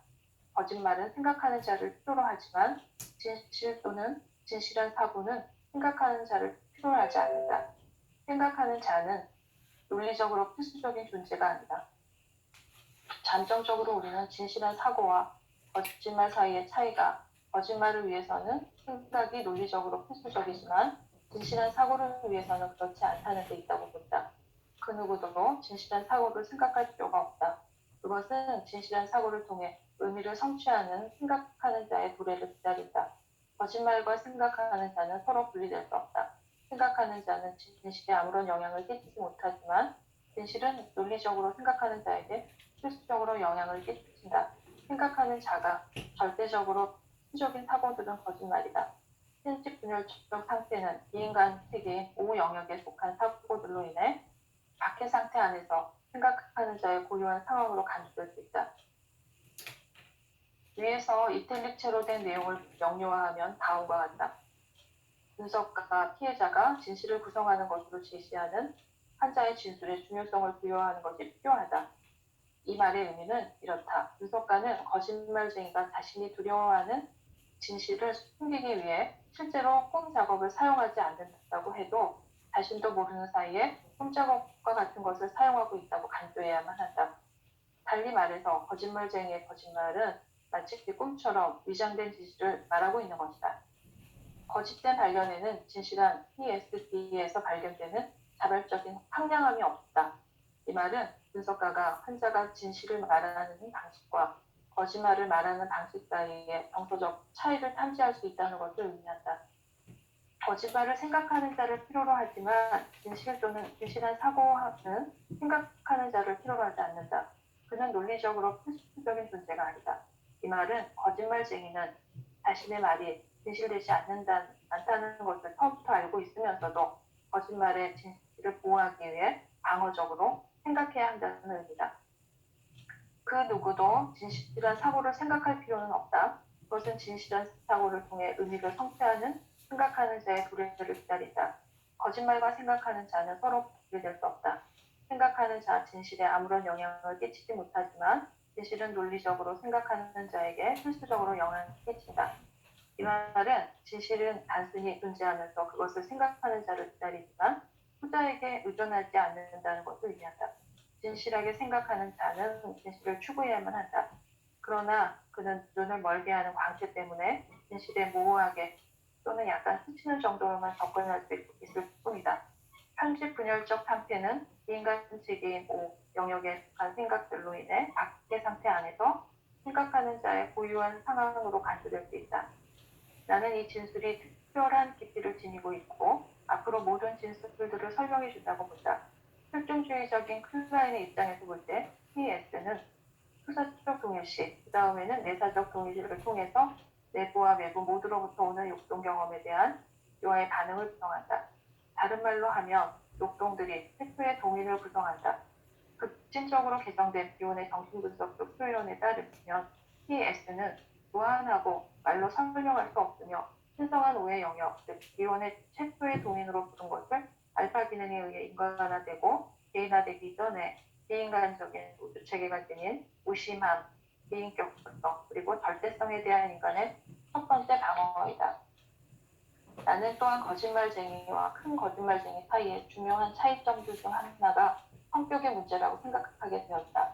약한 성격의 소유자들, 즉 거짓말쟁이는 어려운 상황이 발생할 때 거짓말을 하기 쉬운 반면에 큰 거짓말쟁이들, 병리적 거짓말쟁이들은 성격적인 문제 때문에 필요하지 않을 때에도 거짓말하는 것으로 보인다. 그들은 그렇게 하지 않을 수 없는 것 같다. 이 성격적인 큰 거짓말쟁이들은 병리적 조직 또는 정신적 후퇴에 의해 지배받고 있는 사람들이라는 것이 나의 생각이다. 다른 한편 나는 이 상황의 반대편을 고려하는 것이 중요하다고 생각한다. 우리 분석가들은 피분석자의 것과 우리 자신들의 것 모두와 관련해서 진실에 대한 존경에 깊이 젖어 있기 때문에 거짓말, 큰 거짓된과 그런 말들을 하는 거짓말쟁이에 대해 도덕적으로 반응하는 경향이 있다. 거짓말이라는 용어 자체가 경멸적인 것으로 보인다. 거짓말은 무력한 피분석가의 열정과 고통이 역전된 것처럼 보인다. 즉 거짓말이 보호적이라고 추정되는 정신적 후퇴를 위해 내변인에 의해 전달된다는 점에서 그것은 부정적인 형태의 진실인 것처럼 보인다. 거짓말은 진실을 드러내는 하나의 대안적인 양태일 뿐이다. 진실을 말하건대 나는 거짓말의 필터나 렌즈를 통하지 않고는 진실을 감당할 수 없다. 수고 많으셨어요. 오늘 방대한 내용이 요약돼 있어요. 그래서 아마 이거 하나하나는 여러분들이 묵상 자료로 활용하셔야 될 거예요. 이 내용들을 우리가 또 계속 반복해서 하나하나 되짚어 나갈 텐데 굉장히 요약된 부분들 속에 굉장히 의미심장한 내용들이 꽤 많이 들어있어요. 우선 여러분들이 이 시간에 느낀 것 잠깐 나누는 시간 갖죠. 발제자부터 오늘 수고 굉장히 많으셨는데 준비하고 발제하는 과정에서 느낀 소감 잠깐 나누시죠. 글을 읽고 나니까 조금 정신이 없어서 제가 제일 마지막에 할게요. 그러시죠. 예, 좋습니다. 네. 그 비혼이 참 많은 것을 이야기하고 있다는 생각이 들고요. 그다음에 뭐 성경에 나온 창세기에 나오는 그 앞부분에 나오는 것들이 보통은 이제 성경을 해석할 때는 그냥 인간의 죄악된 모습으로 해석을 하지만 저 같은 경우에는 그게 어떻게 보면은 또 뭐 말하자면은 인간의 본성과 관련된 모습이 아닐까 하는 생각이 들고 결국은 그 이야기 속에서도 추구하는 것이 그 관계성이라는 것을 추구한다고 계속 보았거든요. 그래서 인간이 깨트려버린 거는 여기서 말하는 우리 호기심 아까 얘기 나왔는데 호기심이 가지고 있는 위험성 중에 하나가 보면은 다시타면 그 호기심이 어떻게 보면은 인간의 관계를 다 깨트려버리는 그런 모습이 될 수도 있다는 거죠. 그래서 그 실제적으로 성경에서 다루고 있는 거는 뭐 아담과 이브가 그 과일을 먹었다가 문제가 아니라 호기심에 의해서 관계가 깨어졌다가 이제 초점이고 그 다음에 과정은 뭐냐면은 어떻게 인간이 그 깨어진 관계를 회복할 수 있느냐인데 그거는 이전의 방법으로 되지 않고 인간의 삶에서의 경험을 통해서 얻어지는 그런 과정 속에서 회복의 관계가 형성될 수 있다라고 이야기하고 있다고 보거든요. 그래서 이제 보통은 이제 거기 창세기 나온 이야기 중에서 인간이 벌 받는 게 뭐냐면은 남자는 땀을 흘려서 일을 해야 되고 여자는 해산의 고통이 있다고 하는데 그거는 징벌이라고 내지는 저주라고 해석을 하게 되면은 큰 오해가 있을 거라 생각해요. 그거보다는 어떻게 보면은 인간이 관계를 형성해 나가고 또는 관계를 회복해 나가는 어떠한 중요한 통로가 되는 것이 그런 땀 흘리고 노동을 하고 해산의 그 고통을 갖게 되는 그런 거라 한다면은 결국은 그것이 지금 비원이 말하고 있는 이야기들 속에 보면은 오를 발견해 나가는 과정이 결국 그런 모습이 아닐까 하는 그런 생각이 듭니다. 그래서 그 다른 사람과의 오를 만난다는 자체가 단순하게 지적 호기심에서만 되는 것이 아니라 그 속에서는 마치 해산의 고통과 같은 내지는 서로 간에 먹고 살기 위해서 땀을 흘리고 노력을 하는 그런 모습 속에서 얻어지는 것이다. 그런 생각이 들고요. 그 마지막에 그 거짓말 이야기하는 것도 계속 말하는 것이 도덕적 거짓말이냐 아니면은 방어기제는 여기서 다루지 않으면은 다른 말로 표현할 텐데 뭐 하얀 거짓말, 까만 거짓말 이런 얘기 하잖아요. 그래요. 근데 하얀 거짓말이라는 것 자체가 뭐냐면은 방어기제를 적절하게 사용해서 다른 사람과의 관계를 깨뜨리지 않고 내지는 그 사람이 가지고 있는 어떤 위안이라든지 또는 환상이라든지 적절한 환상을 유지해 줄 수 있는 방법이 하얀 거짓말을 인정해 주는 거 그것이 아니겠느냐 하는 뭐 그런 생각들이 이 이야기 속에서 온 것 같습니다. 그래서 어떤 면에서 임상적인 태도로서 우리가 일반 관계, 임상적인 관계법, 일반 대인 관계에서도 상대방이 거짓말한다고 느낄 때 우리가 아주 조심해야 돼요. 의식적인 거짓말도 있지만 무의식적인 거짓말은 방어란 얘기예요. 그러니까 그 유기체가 살아남기 위해서는 방어가 필요한데 많은 사람들이 진실을 드러낸다고 하면서 이때 그 거짓말하고 있는 사람에게 무엇이 거짓말인가를 알려준다고 하는 게 굉장히 위험해요. 이 관계 파괴적이에요. 그렇게 되면. 그래서 대상을 수치스럽게 만들어버리는 이런 태도는 일상삶에서 우리가 굉장히 피해야 될 것이고 방어를 하고 있는 임상 상황에서도 현대적 전문성에서는 특히 프리에더폰 환자들은 방어에 조인하라고 하는 게 이 얘기예요. 방어를 깨트린다는 것은 대상은 견뎌낼 수가 없다는 얘기예요. 그러니까 우리가 빨리 치료해 주겠다고 하는 게 사실은 이 사람이 더 회복할 수 없는 상처를 받도록 끌고 와버린다는 얘기예요. 그래서 가장 두려운 게 진실이라는 얘기예요. 우리에게 진실에 대한 호기심이 있다고 하지만 또 한편에서는 진실은 두려운 것이라는 얘기예요. 그래서 이 두려운 것을 보는 것이 어떤 내담자 입장에서는 그 진실을 직면시켰을 때 특히 경험이 많지 않은 상담자들이 바로 컨프런테이션을 하거나 해석을 해서 이 사람이 알아듣도록 하고 싶어하는 욕구가 엄청 커요. 특히 단기 상담의 경우에. 근데 이때 특히 그룹 치료 같은 데서 또 게슈탈트 테라피나 이런 쪽에서 컨프런테이션을 많이 사용하는데 이때에 엄청난 상처를 받을 수 있다는 거예요. 그래서 가장 두려운 게 진실이라는 측면을 우리가 이해를 해야 된다는 거예요. 이걸 거짓말이라고 무의식적인 방어를 거짓말로 여러분들이 이해를 해버리면 그 사람을 도울 수 없고 오히려 그 사람을 굉장히 침해할 가능성이 높다는 얘기예요. 그래서 그것도 모르느냐 이제 이렇게 돼버리죠. 넌 바보야, 멍청이야. 아니면 이제 다른 쪽에 너는 거짓말하고 있어 라는 데까지 가버린다면 그 대상은 완전히 처참한 상황이 돼버리죠. 자기의 무의식에 따라 자기를 두려워서 자기는 방어하고 있을 뿐인데 거짓말하는 사람이라고 우리가 매도로 당하게 되면 그 분노가 얼마나 크겠어요. 저는 그 아까 그 사례 부분이 조금 재밌었는데요. 그 이제 정신분석가가 휴가를 가니까 네. 이제 그 휴가를 가는 목적이 꼭 본인과 연결돼야 된다라고 이렇게 생각을 하잖아요. 근데 이제 이렇게 보면은 우리가 관계 가운데서 좀 이렇게 치댄다라는 표현을 좀 많이 쓰는데 이게 상대방은 전혀 그렇지 않은데 이렇게 이제 내가 치대는 경우도 있고 또 어떤 사람이 나에게 치대는 경우가 있는데 그런 것들을 이렇게 받아줄 수 있는 그런 여유가 있다라는 여유를 갖는다라는 거가 갖는 게 얼마나 중요한가 이제 그런 생각을 좀 잠깐 영혼 듣다 해봤습니다. 그 사례가 너무 재밌어요. 아주 재밌죠. 그러니까 자기가 아무리 영향력이 없는 존재라고 느낄 때 그 절망감이 있잖아요. 그 나는 당신에게 의미가 있는 존재여야 된다는 얘기잖아요.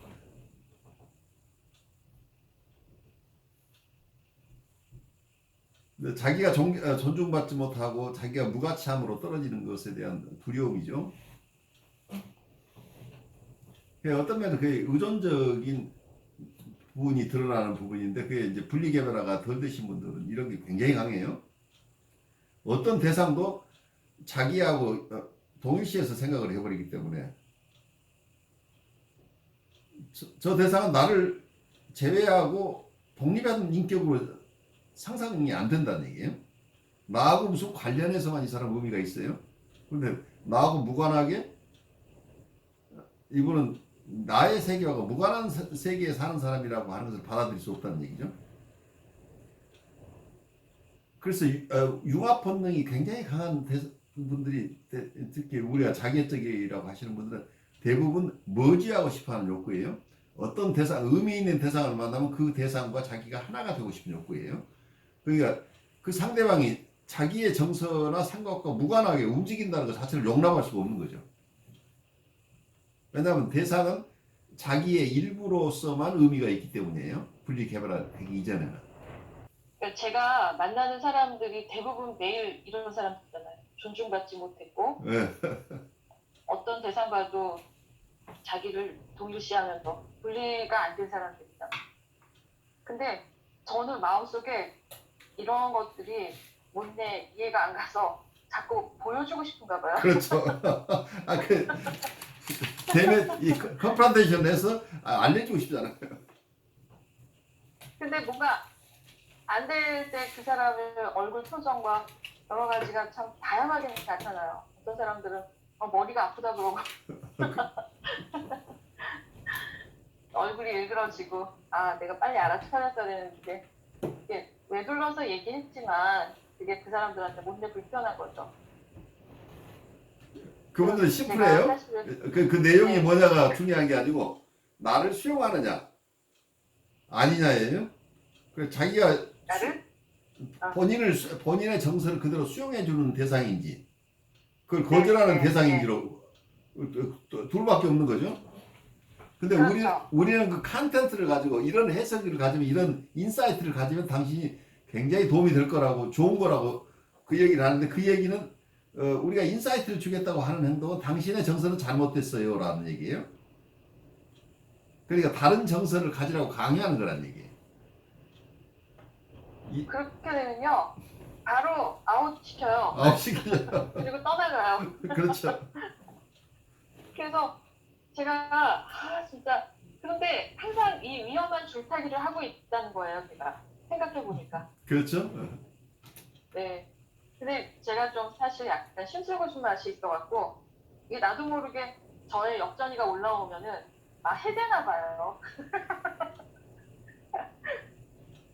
그래서 오늘도 이 앞에 대상관계랑 비혼의 얘기를 이렇게 듣다가 프리메디칼한 환자분들의 얼굴들이 막 지나가고 그들의 그 분열된 심상이나 이런 것들을 내가 어떻게 다루었었나 이런 것도 다시 반성하고 하지만 결과적으로는 그들이 자신을 이해하고 느껴가야 할 텐데 하는 그 현장에 나와 그 사람들 내담자가 함께 하고 있는 그 상황에서 어떤 현상학적인 그런 제가 했던 경험들이 이렇게 지나가는 그래요. 그래서 저 역시도 환자한테서 배우고요.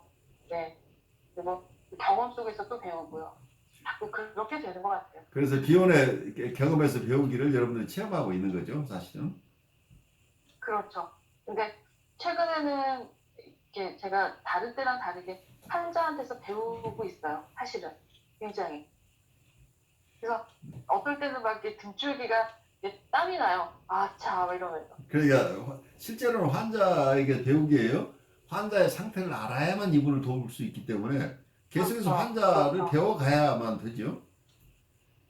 그리고 많은 경우에 이분들이 얘기하는 것 속에 자기를 어떻게 도와줘야 된다는 것을 다 얘기하고 있어요. 근데 우리가 못 들을 뿐이에요. 근데 그렇죠. 그렇죠. 어떤 전이 속에서 무슨 얘기를 하냐면 저는 만나는 친구들이 자기 얘기를 도통 들어주지 않아가지고 너무 힘들어요 라는 얘기를 하고 있다면 이게 바로 전이 정서예요. 선생님 제발 내 얘기 좀 들어주세요 이 얘기를. 근데 이걸 그 얘기를 잘 못 알아듣고 그 나쁜 사람이네 왜 그런 사람이 있어? 하고 자기는 나에 대한 정서라는 걸 우리가 못 알아듣는 경우들이 꽤 많다는 얘기예요. 잘 들어보면 이분들이 나는 함부로 다루면 안 되는 사람이고 그리고 너무 지적으로 얘기하지 말고 정서적으로 나를 공감해 주세요라는 얘기를 수없이 반복하는데 그 얘기를 듣는 분들이 대부분 무슨 철없는 얘기를 계속 하느냐고 계속 그걸 부인하는 경우들이 많다는 얘기예요. 근데 교수님 그게 그 사람들이 어떻게 사람을 대할 때 제가 경험한 거는 역할에 따라서 사람을 대한다고 봐지거든요. 그렇죠.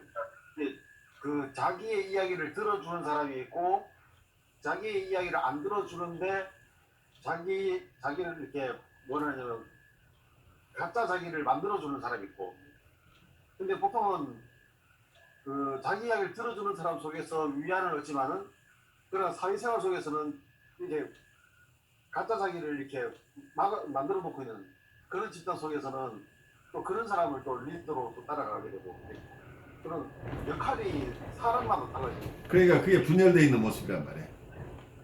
근데 실제적으로 우리가 경험하고 있는 거는 많은 분열을 경험하는데 가만히 들여다보면은 가정 안에서부터 그게 또 출발된다고 보거든요. 그리고 원 경험들이죠. 원 경험에서부터 파생되는 겁니다. 부모들이 자녀에게 부모의 정서를 강요하는 경우가 굉장히 많다고 보여지는데 어떤 예를 들어서 교회 같은 경우에는 어떤 거는 가장 밑바닥에 있는 정서까지 사실은 이제 건드려지는 데가 종교라고 한다면은 거기서 정서를 굉장히 억압하고 있는 일이 많이 벌어진다고 보거든요. 그럼 결국은 이렇게 보면은 분열된 상태에서 그냥 움직여지는 그런 모습들을 이제 많이 보게 됩니다. 그래요. 거기서 통합하는 작업이 쉽지 않은 작업이죠. 저는 그 좀 전에 우리 앞에 이 호기심이나 이런 부분에 대해서 생각할 때 또 이제 반대로 생각하면 이 호기심이라는 게 인간 영역의 확장을 이룩하는 도전의 어떤 개념이라고 또 받아들일 수가 있거든요. 물론이죠. 우리의 네. 모든 과학적인 발달의 근저인이 호기심이죠. 네, 그렇죠. 그래서 종교적인 영역에서 금기사항이 되어 있었던 오늘 여기 책에서 예를 들었던 뭐 에덴 동산이나 바벨탑이나 여러 가지 이런 것들은 그동안 금기되어 있던 영역을 인간의 호기심이 그 영역을 침범해서 그리고 인간의 이성이라든지 이것들로 인하여서 인간이 할 수 있다는 그 의지의 확장이라는 개념에서 호기심이 굉장히 어떻게 보면 제가 또 이렇게 목사된 입장에서 이런 얘기를 하면 또 그럴 수 있겠지만 그런데 이 호기심이라는 이런 것으로 인해서 예술이라든지 여러 과학이라든지 여러 부분에서 있어서 인간이 가지고 있는 어떤 속에 숨겨져 있는 모든 내적인 의지라든지 활동 영역이라든지 그 의지들이 확장됨으로 인해 가지고 그 확장성을 통해서 좀 더 나은 어떤 이성의 발달과 발전과 그 성숙을 이루어 놓지 않았을까. 그래서 이 호기심이라는 것은 종교적인 측면에서는 이게 금기 사항일 수 있지만, 그러나 또 다른 인간의 영역적인 측면에 봤을 때 이 호기심을 인해 가지고 인간 내면 속에 숨겨져 있던 어떤 그 무한한 어떤 사고의 확대가 이루어졌는 그런 영역의 호기심이 아닐까 생각되어지거든요. 그래서 끊임없이 어떤 우리가 질문을 던지지 아니하면 그 모든 나누었던 것들에 있어서 일방적일 수 있겠지만, 질문을 던진다는 것 자체가 거기에 대한 어떤 내용을 반대하는 것이 아니라 더 성숙되고 더 확장되기 위해서 질문을 던지기 때문에 이 호기심이라는 영역 자체가 여러 가지 인간의 어떤 부분들을 성숙시켜 왔고 발전시켜 왔지 않을까. 또 그런 부분에서 제가 또 생각을 해보게 된 것 같습니다. 충분히 공감이 돼요. 그런데 이제 여기서 비원이 얘기하는 것은 네거티브 케이퍼빌리티라는 걸 강조하고 있죠. 네. 호기심을 갖는데 호기심을 통해서 바르게 어떤 좋은 결과를 얻기 위해서는 우리가 모르는 미지의 대상을 탐색할 때는 그 미지의 대상이 스스로 드러날 때까지 우리가 겸손하게 있어줄 수 있어야 된다. 그러니까 이 진실이 드러날 수 있는 스페이스를 열어둬야 된다. 근데 어떤 유아적인 상황에서는 엄마의 젖은 아이가 창조한 거죠. 이 과대자기로 어떤 아이들이 초기의 판타지 속에서는 모든 것을 자기가 창조한 거예요. 그 아까 에덴 동산 얘기도 그 얘기예요.